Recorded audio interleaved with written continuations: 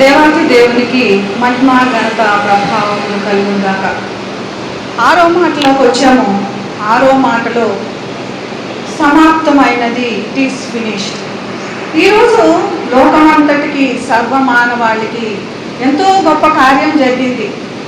అది మనం గ్రహించలేకపోతున్నాం. ఏదో ఒక 4 గోడల మధ్యలో కూర్చొని మరి జరిగిపోయినది ఒక ఫెస్టివల్ లెక్క మనం జరుపుకుంటూ అలా చేస్తున్నాం.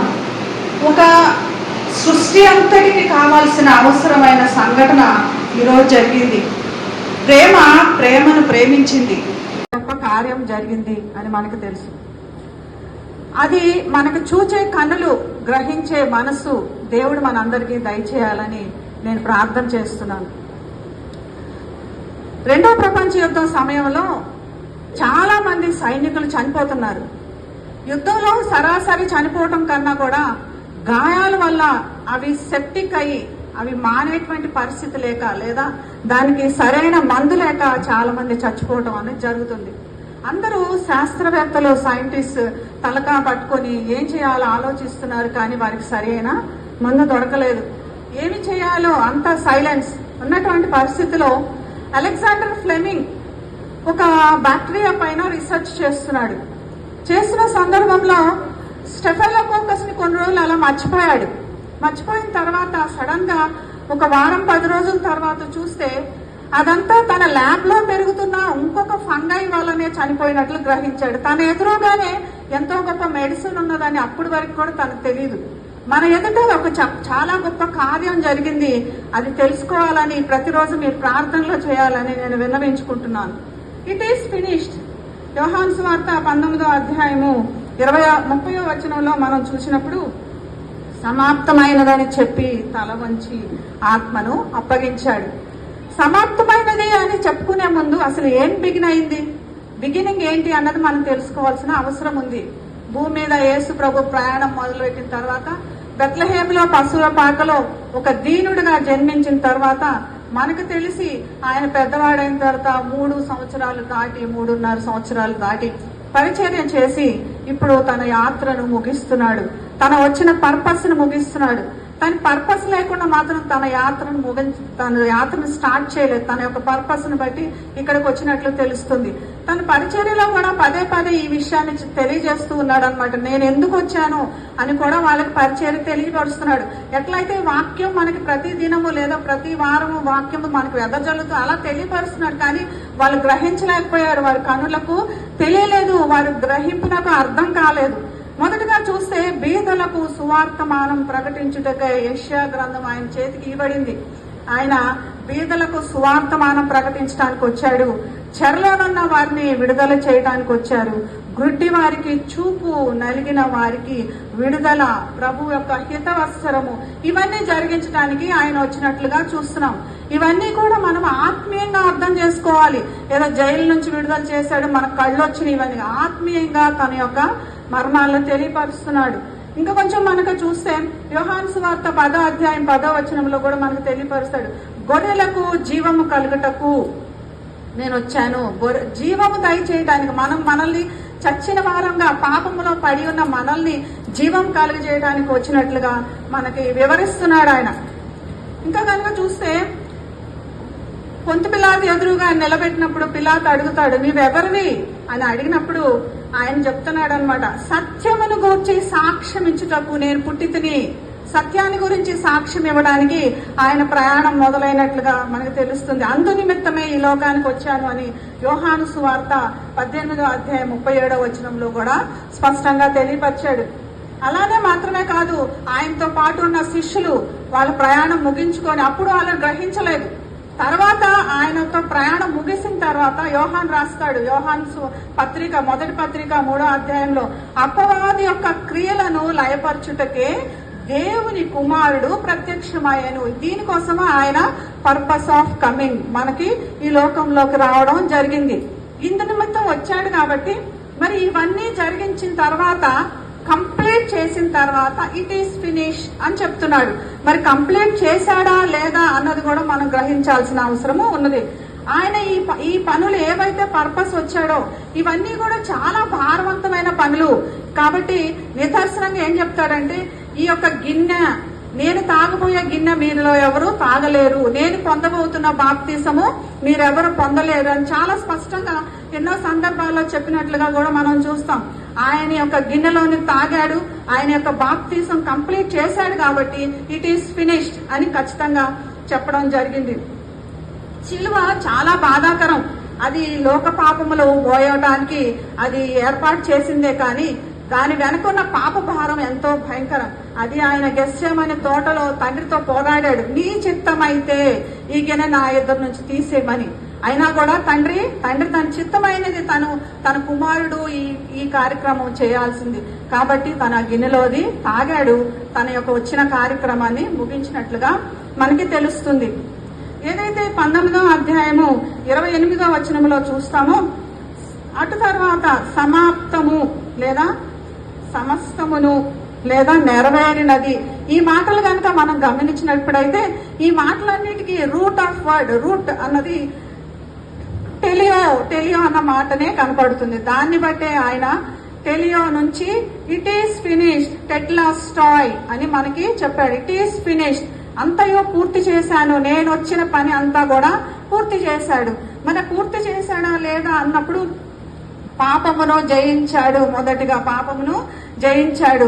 అదే రాస్తాడు యోహాను సువార్త మొదటి పత్రికలో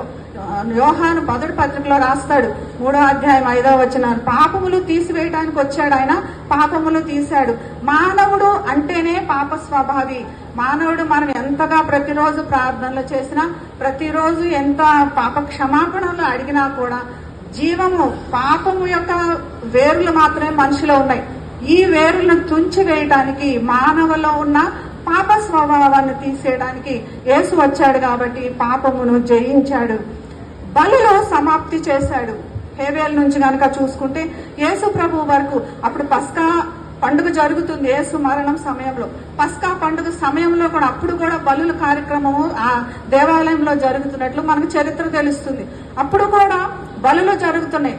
యేసు ప్రభు తనే ఫైనల్ బలి, తన తండ్రికి ఎదుట మనందరినీ నిర్దోషులుగా నిలబెట్టడానికి తనే ఫైనల్ బలిగా తన తండ్రి ముందు మనల్ని నిలబెట్టడానికి అర్పించుకున్నాడు. కాబట్టి ఇంకా బలులు అవసరం లేదు. యేసును అంగీకరించిన మన అందరికి కూడా బలులు అవసరం లేదు. మనము ఎంతో ధైర్యంగా దేవుని దగ్గరికి వెళ్ళొచ్చని దీనివల్ల తెలుస్తుంది. మనిషికి ఒక పెద్ద భయము ఏంటి అంటే, ఎంత గొప్పవాడైనా ఏమీ లేని పేదవాడైనా మనిషికి ఒక పెద్ద భయం ఏంటంటే మరణం. ఈ మరణాన్ని ఆయన జయించాడు. మరణాన్ని జయించినట్లుగా మనకు తెలుస్తుంది. అదే పౌలు రాస్తాడు, మనమందరము నిద్రించుతుము గాని నిమిష మాత్రంలో రెప్పపాటున కడబూరం రోగగానే మనమందరం మార్పు పొందుదము, బూరం రోగును అప్పుడు మృతులు అక్షయులుగా లేపబడుదురు. ఇంకా వాక్యం ఉన్నది కానీ మనము మరణం గురించి భయపడిన అవసరం లేదు. ఈ లోకము, ఈ దేహం గురించి భయపడిన అవసరం లేదు. ఈ దేహము అన్నది ఎలాగైతే మట్టిలో ఉన్నదో మట్టిలో కలిసిపోతుంది. జీవానికి, ఆత్మకి ఎప్పుడుకి జీవం ఉంటది. అది యేసు ప్రభు తన మరణం ద్వారా నిరూపించాడు. రక్షణ ప్రణాళిక సమాప్తం చేశాడు. మనకి రక్షణ కావాలి, తండ్రి ఎదుట మనం కనపడాలంటే రక్షణ కావాలి. ఆ రక్షణ ప్రణాళిక మనకి పూర్తి చేశాడు. మానవ జాతి అంతా కూడా మరి ప్రతి ఒక్కరు ఏ భేదం లేకుండా అందరూ కూడా వెళ్ళడానికి రక్షణ కార్యక్రమం పూర్తి చేశాడు. సాతాను యొక్క శిరస్సు చితగా కొట్టాడు. మనం ఇప్పుడు ఏదైతే సాతాను క్రియలు చూస్తున్నామో, ఏమైతే సాతాను యొక్క బంధకాలు మనం అనుకుంటున్నామో అదంతా ఉట్టి సాతాను తోక జాడించటం వల్లనే. సాతాను యొక్క తల యేసు ప్రభు తన మరణము ద్వారా శిలువలో చితగొట్టినట్టుగా మనకు కనపడుతుంది. కాబట్టి మనం సాతాను చేసే క్రియల గురించి ఎటువంటి పరిస్థితుల్లో కూడా భయం లేదు అని ఈ కార్యక్రమం ద్వారా మనము ధైర్యపరచబడుతున్నాం. ధర్మశాస్త్రంలో ఉన్న క్రియలన్నిటికి కూడా సమాప్తం చేశాడు. అదే రోమీయుల పత్రికలో మనకు కనపడుతుంది. 10వ అధ్యాయము 4వ వచనంలో, విశ్వసించు ప్రతివానికిని నీతి కలుగుటకై క్రీస్తు ధర్మశాస్త్రంనకు సమాప్తి అయి ఉన్నాడు. క్రీస్తు ధర్మశాస్త్రంనకు సమాప్తి అయి ఉన్నాడు. ధర్మశాస్త్రం ప్రకారం మనం ఒక చిన్న తప్పు చేశాము, ఒక అబద్ధం చెప్పాము అంటే మినిమం ఇద్దరు సాక్షులు ముందు నిలబెట్టి మరి రాళ్లతో కొట్టి చంపాలి. అది ధర్మశాస్త్రం చెప్తుంది. యేసు మరణము ద్వారా ధర్మశాస్త్రం ముగించబడింది. మన పాపములు ప్రార్థన చేయగానే, దేవుని దగ్గర క్షమాపణ వేరుకోగానే మనకు క్షమాపణ అన్న ధైర్యం ఉన్నదని ఈ రక్షణ కార్యక్రమం ద్వారా మనకి తెలపబడుతుంది. ప్రవచనాలు అన్నీ కూడా యేసులో నెరవేరినాయి.